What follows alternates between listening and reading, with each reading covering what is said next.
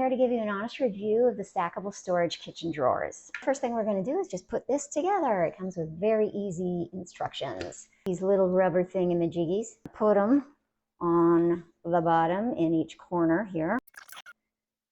Over, just place it right in there, snap it into place, and do that with the other three. Take the lid and place it on top there.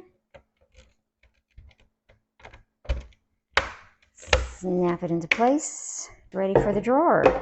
Slide it right in there, just like that. Super easy. So here's why I got this stackable kitchen storage drawer. See, I just got one, but you can get multiple. Look at this. It's a disaster. Everything's just piled up. We want to keep our nice big zero water filter pitcher in the fridge, so we had to place this shelf up here instead of here, and then everything just gets piled over there. So let's see what it looks like when we're done. That looks so much better.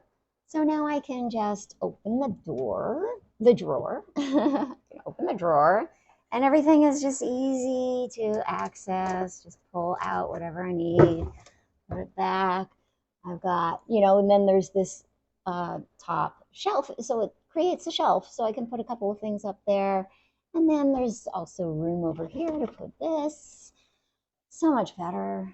I am so happy with this purchase.